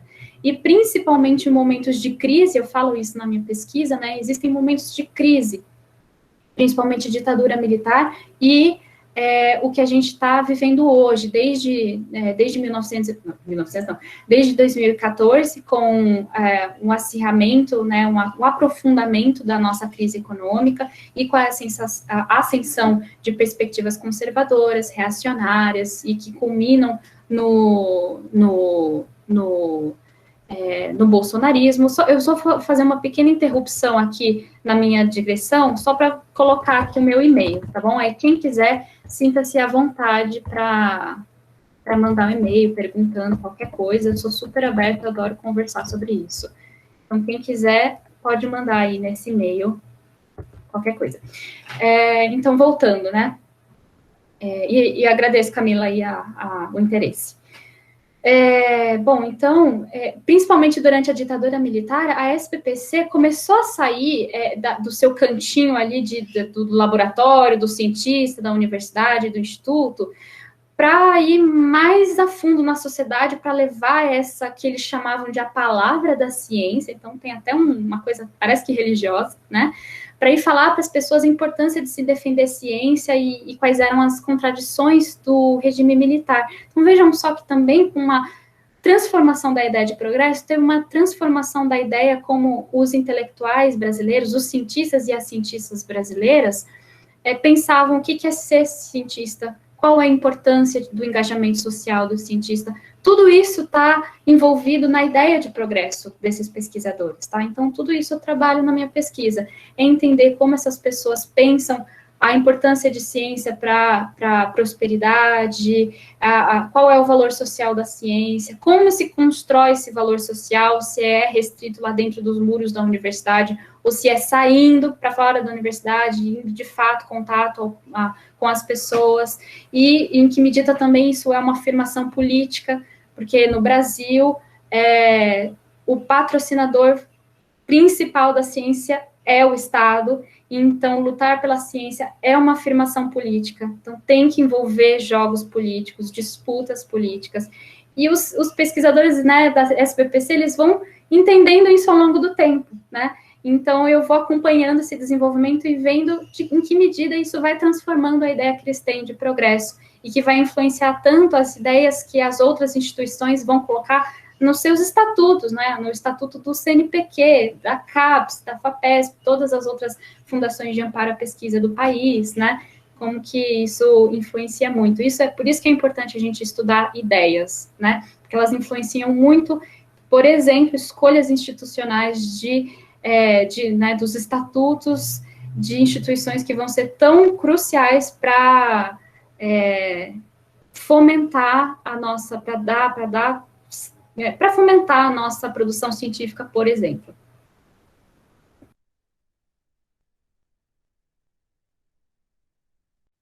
Pode perguntar, Alisson.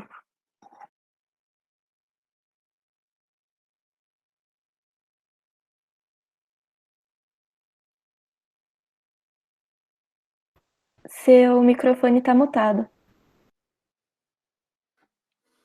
Era para eu ligar o microfone, acabei ligando a câmera.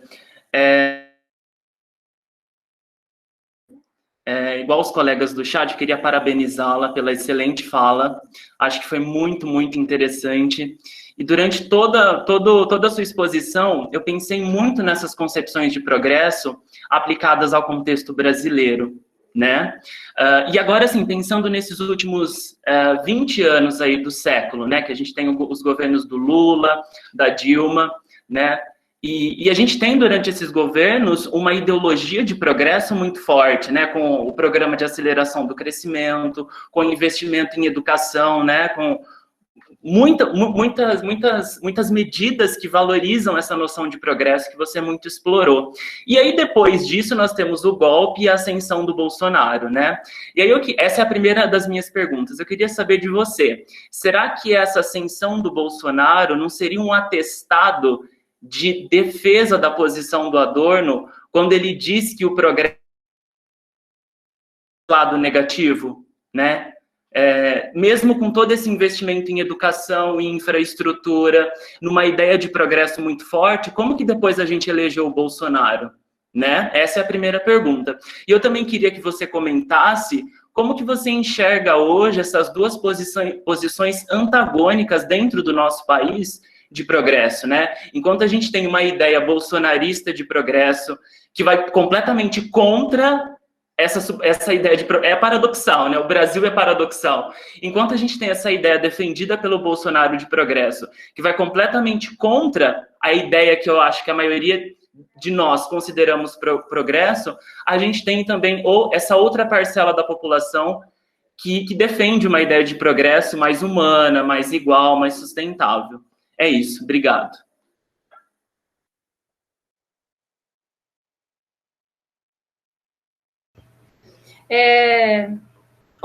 Ótimas questões. Extremamente interessantes e extremamente importantes da gente pensar. Mesmo se a gente, enfim, pelo tempo, pela limitação aqui da nossa atividade, a gente não conseguir muito a fundo, eu falo para vocês, reflitam sobre isso de fato, que é algo muito importante que o Alisson trouxe. Como é que a gente pode pensar a existência dessas contradições, né? Como é que a gente pode pensar que dentro de um mesmo país, como é o caso do Brasil, a gente pode ter concepções que a gente entende como tão progressistas no sentido de mais tão relacionadas com o humanismo, com direitos humanos, com o entendimento mais profundo das experiências humanas, do que significa qualidade de vida, e ao mesmo tempo a gente ter visões tão retrógradas e tão violentas no sentido de que, de fato, prejudicam muitas pessoas em muitas dimensões, não só na dimensão simbólica, mas também nas dimensões mais concretas, na violência, inclusive física, né, de concepções, como que pode existir essas concepções ao mesmo tempo que outras concepções tão antagônicas, né? Eu não consigo dizer para você, Alisson, falar para vocês, dar uma visão assim super geral e bem fundamentada, assim, bem definida. Isso também é uma coisa que eu estou tentando entender. Então, eu vou tentar trazer para o que eu tenho um pouquinho mais de especialidade para falar, que é o caso da ciência e da tecnologia. E aí eu acho que a gente pode usar isso para pensar as outras esferas, as outras atividades sociais, tá? Mas, por exemplo, vou fazer aqui, como é que pode, depois de tanto trabalho dos cientistas e das cientistas, de tantas pessoas fazendo tantas coisas, a gente chega no momento que a gente está hoje, com ministros de ciência e tecnologia que desvalorizam completamente, que desrespeitam os seus pesquisadores, que falam que ciências humanas não é importante, que retira recursos, né? Então, como é que pode ter esse antagonismo, né? Então, eu vou deixar aqui no nível da ciência e tecnologia. Eu enxergo na história da ciência e tecnologia uma dificuldade muito grande de construir um valor social para a ciência, tá? E aí eu falo, por exemplo, da SBPC, que sempre identificou que era importante levar para a sociedade a importância de ciência, mas sempre teve muita dificuldade de acessar essa sociedade, né? E mesmo hoje, né, no início desse ano, a SBPC publicou um artigo na Folha de São Paulo que chamava assim, o que é ciência, afinal? Pensa só, a gente está em 2020 e a gente, de novo, está discutindo o que é ciência. Como é que a gente retorna para isso, né? No caso da ciência, por que a gente retorna a isso? A minha visão é que a gente tem essa dificuldade, a sociedade brasileira, especificamente a coletividade científica brasileira, tem uma grande dificuldade por causa da organização do seu sistema educativo, do seu sistema científico e tecnológico, tem uma grande dificuldade de levar, de agregar os conhecimentos produzidos à sociedade. Sempre fica num patamar, numa relação muito, parece que está flutuando, que está ali sempre na relação com o Estado e com algumas parcelas da sociedade só, mas a gente nunca está, de fato, conseguindo levar para todas as pessoas, para toda a dimensão da sociedade brasileira, a importância de se entender ciência enquanto um valor social, ou pensar um valor social para a ciência. E pensando no caso brasileiro, né, se é um país que faz com que seus cientistas e suas cientistas tenham que até hoje falar, afinal, o que é ciência, num país onde existe tanto essa desestruturação, acaba que a coletividade científica brasileira acaba se utilizando de estratégias que eu considero como retrógradas, justamente para tentar fazer o que eles entendem como progresso.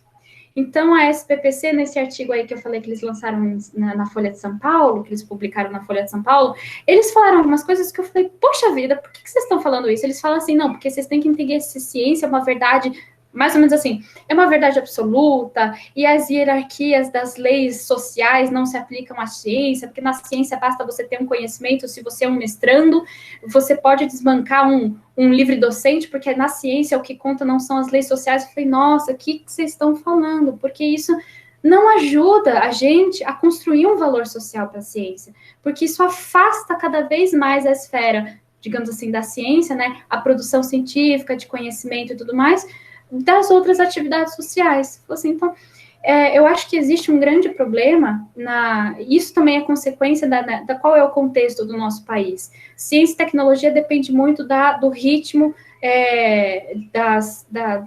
da economia e da política. E o nosso país constantemente sofre rupturas e desencontros e desestruturações o tempo inteiro, né? Então, você tem um período que parece que está um pouco mais tranquilo, né? Final dos anos 90, 2000, 2010, e daí você tem o golpe no governo da Dilma.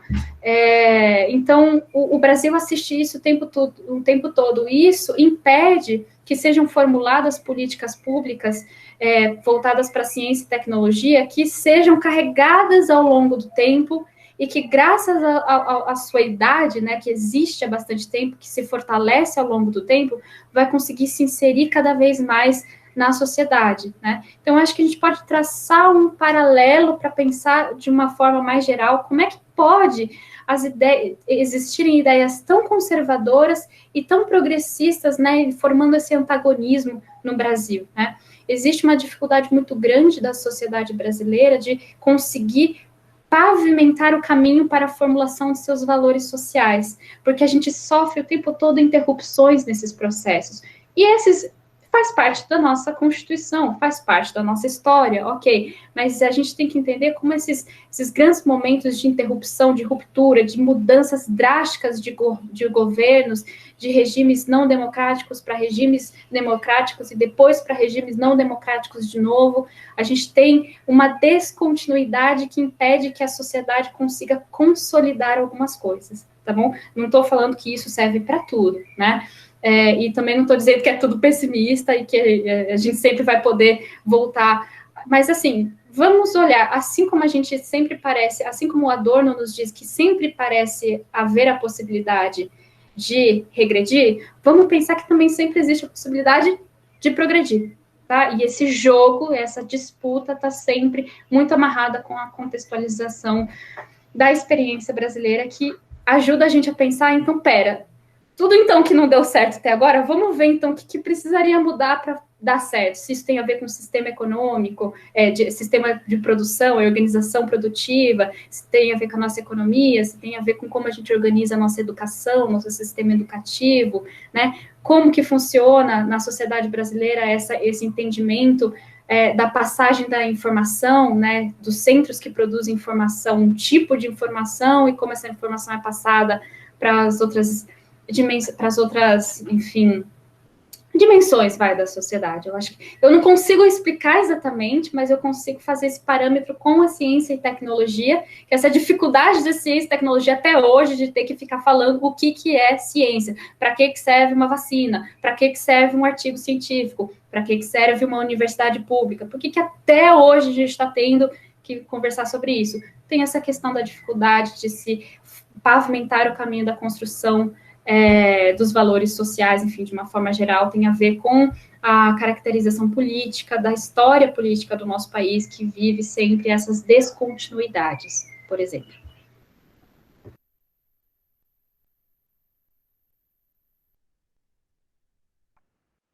Tem uma outra pergunta aqui da Luana. Ela perguntou: você poderia falar um pouco da aplicação e consequências da ideia de progresso no campo da educação? Perfeito. Inclusive, é muito interessante como o meu objeto de estudo, que é esse PPC, vai entendendo ao longo do tempo, porque que para se falar de progresso, para se falar de progresso da ciência e progresso do país, não adianta ficar só na esfera do ensino superior. E aí, lá para o final dos anos 50, metade dos anos 50 e final dos anos 50, a gente pode dizer que os que a comunidade científica brasileira vai entendendo que a gente precisa pensar, que a gente precisa considerar a educação em toda a sua dimensão, né? Porque vai começando a se entender que essa construção de valores sociais, da qual eu estava falando na pergunta anterior do Alisson, ela se constrói também se a gente for pensar num plano individual de cada pessoa, ela também vai se construir lá muito cedo, né? A gente está falando das estruturas valorativas, muitas coisas se constroem muito cedo, então a gente tem que... E qual é a grande estrutura num país de ampliação, de fomento, de ampliação, de veiculação das ideias, dos ensinamentos, dos conhecimentos? A educação, né? E, então, eu acho interessante quando a SBPC vai percebendo que não dá para ficar restrito, falar de progresso só e fazer ações afirmativas só no ensino superior. Tem que pensar em todo o dinamismo da educação. Eu não poderia dizer com muita certeza, né, porque eu não sou da área de educação, eu não poderia, então, dizer com muita certeza, e tenho certeza que os educadores e educadoras e as pessoas que estudam isso, né, poderiam dizer com muito mais propriedade que eu sobre como é a colocação dessas ideias de progresso, como isso influencia a forma como a gente entende a educação, né? Mas o que eu posso dizer, analisando a história da ciência brasileira, é que isso está sempre amarrado ao que está em voga no momento e principalmente com o seu grande patrocinador. Assim como a ciência é o grande patrocinador, né? Eu não gosto tanto de falar de patrocinador, porque a gente fica nesse discurso meio, não sei, mas enfim, eu vou usar porque é uma palavra boa para a gente entender, né? Então, o grande patrocinador da ciência é o Estado e da educação também é o Estado. Ainda que a gente tenha muito mais investimento privado em educação hoje em dia do que em ciência, e a gente consegue imaginar quais são os motivos, por causa do retorno do lucro e tudo mais, né? Ainda assim, o Estado é o maior responsável pela educação dos brasileiros, tá? E vejam só que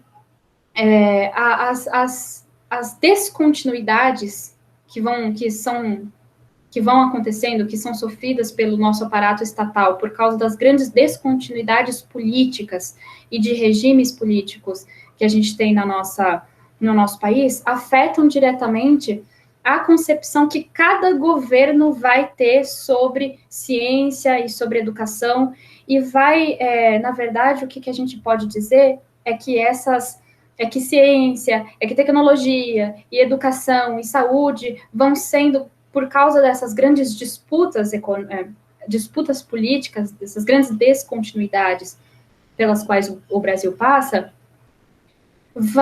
esses elementos, né, de ciência, educação, saúde, eles vão se mostrar mais como ferramentas de afirmação política e de disputa política do que termos que a gente poderia dizer que seria mais o que o Weber fala, o que o Adorno fala, o que o Dupas fala, dos valores sublimes, dos valores essenciais, né, das relações pessoais, das relações sociais no que elas deveriam ser, na sua essência. E, na verdade, as coisas vão sendo manipuladas para que elas funcionem como artifícios de jogo, de disputas. As disputas, elas são normais, elas fazem parte da sociedade.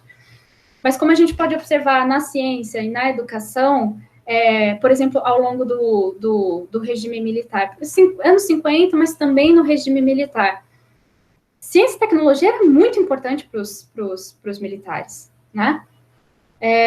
Porque por causa do mote ali das disputas políticas dos militares, que era do desenvolvimentismo, de trazer uma tecnologia muito forte para o Brasil, de construir indústrias nacionais, ciência e tecnologia, as naturais, as exatas, nunca as humanas, né, vão se colocar de uma forma meio que como uma ferramenta, né? A educação, como é enxergada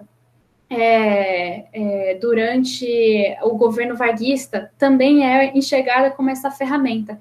Então, eu também não consigo fazer grandes colocações, mas o que eu enxergo dessa história é que como é que a gente pode pensar em diferentes formas de pensar, né, o progresso relacionado à educação? Claro que os nossos pedagogos e pedagogas e as pessoas especializadas vão ter as suas formulações do que significa uma educação progressista, mas eu vou falar no sentido de a utilização dessa ideia de progresso, né, de que educação é progresso, né, e do progresso na educação pelas esferas mais amplas da sociedade, que é, por exemplo, o Estado, né? Existem essas disputas, então eu não consigo ao certo dizer o que significa a gente falar que isso é progressista e isso não é, mas como que a gente pode entender naquele contexto por que se está dizendo que isso é progressista e isso não é. Então, por que a educação e a alfabetização eram vistas com olhares bem específicos na era varguista, nas eras varguistas, no final dos anos 40 e nos anos 50 isso era bem diferente, porque durante o regime militar agora a ciência é elevada, é muito importante, isso vai ajudar a gente a se consolidar politicamente, naquele grupo político enxerga isso na ciência, mas não enxerga isso na educação, tá? Então, por isso que tem tanta intervenção na esfera educacional, em suas diferentes dimensões, né, no ensino fundamental, médio, ensino superior. Então, eu acho que é isso que a gente tem que fazer, esse esforço de ver quais são os grandes atores que estão ali, os agentes que estão se envolvendo com educação, com ciência e com a tecnologia, e como é que vai ser bom ou ruim para eles falar que isso é progressista e que isso não é progressista. Então, é mais ou menos essa visão que eu tenho.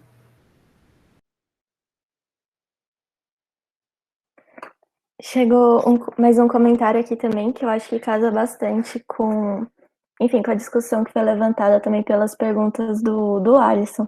Inclusive, gente, fiquem à vontade para mandar mais perguntas no chat, ou se vocês quiserem ligar o microfone, a câmera, fiquem à vontade. Mas, enfim, o comentário é da Silvia, e ela falou: talvez a dissociação da produção científica brasileira da nossa sociedade seja, dentre tantos outros elementos, reflexo do elitismo que ainda predomina na composição social dos pesquisadores. Afinal, apenas recentemente as universidades públicas estão mais diversificadas em termos sociais, raciais e étnicos. Realmente, colocação, Silvia, colocação perfeita. Você tem toda a razão em trazer isso, em relacionar isso com o debate. De novo, trazendo para o âmbito da SPPC, que é o qual eu tenho um pouquinho de autoridade para falar, né? Que eu vejo como também esses pesquisadores, esses cientistas, né, que estavam engajados, foram reparando também que a pluralidade, que a gente pode dizer mais ou menos, a pluralidade e a diversidade social, né, era extremamente importante para a produção científica, né, porque desde muito cedo, não desde sempre, mas desde muito cedo, a SPPC entendeu que não daria para fazer a ciência progredir se a gente não expandisse isso para todo o país e para todas as faixas econômicas ou classes sociais, sejam aí quais forem as formas com que a gente concebe essas diferenças sociais, né, essas desigualdades sociais, né. Então, eu vejo na SBPC, né, nas pessoas, elas percebendo que as ações afirmativas das universidades públicas, ainda que a gente reconheça que as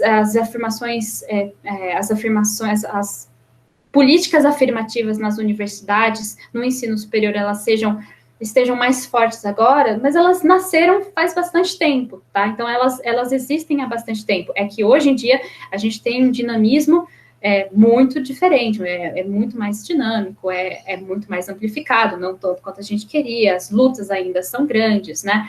As novas questões vão surgindo para essas políticas afirmativas. Então, no passado se falava só em termos econômicos, depois começou a se falar em termos raciais, agora a gente está falando em termos de gênero, a gente está falando em termos, né, a gente está falando, por exemplo, das recentes cotas atribuídas a pesquisadores e pesquisadoras transexuais nas pós-graduações. Então, vão surgindo essas novas questões, estou dizendo que surgiram só agora, mas elas vão se colocando, né, na posição de debate, no ciclo de debate das questões relacionadas à universidade pública. A SBPC, lá nos anos 50, ela identificava que era importante diversificar os futuros cientistas, as futuras cientistas, os futuros pesquisadores, né? Porque já se existia, e eles bebem muito de concepções, por exemplo, do Celso Furtado, de outros economicistas, né? Que viam que não adiantava você priorizar algumas regiões onde já estava tudo um pouquinho mais desenvolvido, então, Sudeste, né? Sul um pouco, né? Era necessariamente isso deveria ser amplificado. E isso é incorporado na noção de progresso que eles vão ter. Então, o progresso para a SBPC vai ter muito uma dimensão nacionalista, né? De trabalhar com a nação, de saber que cada região da nação tem as suas especificidades, mas não vai existir progresso se não existir essa redimensionamento, né, das políticas científicas e tecnológicas para desenvolver ciência e tecnologia, e aí a gente pode ampliar isso para a educação, para a saúde, para as políticas relacionadas ao mercado de trabalho, enfim, nas outras regiões do país. Mas ainda hoje a gente continua, apesar da existência dessa estrutura reflexiva, né, dessa reflexão sobre a importância, o engajamento social do cientista, de onde ele vem, como é importante que a gente tenha cientistas de várias localidades do Brasil e do mundo, como ainda hoje o nosso sistema, e aí a gente fala mais da estrutura, o nosso sistema educacional e o nosso sistema de produção científica e tecnológica ainda bebe muito dos sistemas sociais de hierarquização que são beneficiados pelas heranças que a gente tem do Brasil colonial, do crescimento, do avanço do capitalismo no nosso Brasil e a transformação da nossa sociedade, da divisão da nossa sociedade em classes, em setores, enfim, é o certo. A perspectiva aqui que eu gosto é de se falar em classe, mas tudo bem, a gente pode falar em faixas econômicas, né, em outras, a gente pode usar outras categorias, né, como que isso vai historicamente sendo carregado e perpetuado pelos brasileiros, pela sociedade brasileira, né, mas pela sociedade brasileira, digo, pelas elites, né, dirigentes na sociedade brasileira que vão perpetuando e vão tentando transformar as disputas políticas em formas de manutenção do poder. Então, de fato, é muito importante a gente lembrar que a nossa produção científica e tecnológica hoje, ela ainda assim, ela tá bebendo muito ainda de uma hierarquização social, ela está bebendo muito ainda de profundas desigualdades sociais, profundas desigualdades raciais, profundas desigualdades de gênero, enfim, e por aí vai.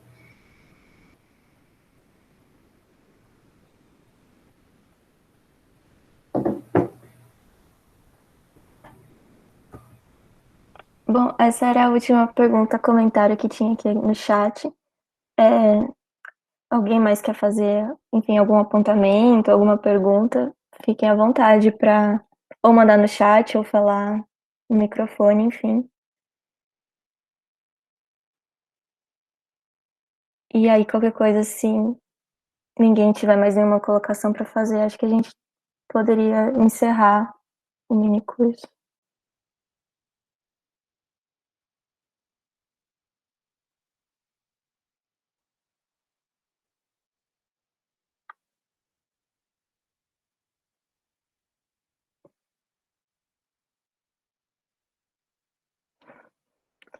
Bom, como ninguém se manifestou, acho que a gente já pode ir encerrando, então. Eu queria agradecer mais uma vez a presença da Thaís, foi muito boa a exposição, não sei se você acompanhou o chat, mas chegaram vários elogios, realmente foi muito bom. Queria agradecer também a todo mundo que participou aqui hoje do nosso mini curso e da Semanax desse ano. Agradecer em nome de toda a comissão organizadora.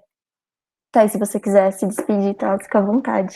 Eu agradeço muito, de novo, a todo mundo que está aqui, que assistiu. Eu sei que pessoas tiveram que ir embora, mas, enfim, eu agradeço todo mundo. Eu espero ter contribuído. Essa é uma pequenina contribuição, né? Eu falei 1% do que eu poderia ter falado para vocês, mas eu acho que as possibilidades consequentes dessa apresentação são valiosas, e eu espero que isso ajude vocês a refletir sobre essa ideia de progresso e sobre outras questões também, a pensar sociologicamente, a ver a importância da gente pensar sobre o âmbito social, sobre todas essas disputas, sobre como se falar em ideia não é uma coisa que sempre fica ali no plano só da filosofia, alguma coisa que fica só muito desconectado da realidade, não que filosofia seja algo desconectado da realidade, mas é isso, eu espero que tenha contribuído para vocês se munirem de ferramentas para interpretar a sociedade brasileira, para entender melhor, para vocês reconhecerem como é muito complexo, que antes para a gente entender as coisas, a gente precisa compreender muitas outras coisas, né? E, mais uma vez, eu agradeço à comissão pelo convite, fiquei muito feliz pelo convite e também muito feliz com o sucesso de vocês nessa empreitada, que eu sei que foi muito desafiadora, mas que deu muito certo, vocês estão de parabéns, espero que vocês deixem um legado, estão deixando, na verdade, um legado ótimo para o ano que vem, para os novos graduandos e graduandas que vão levar essa iniciativa à frente. Obrigada.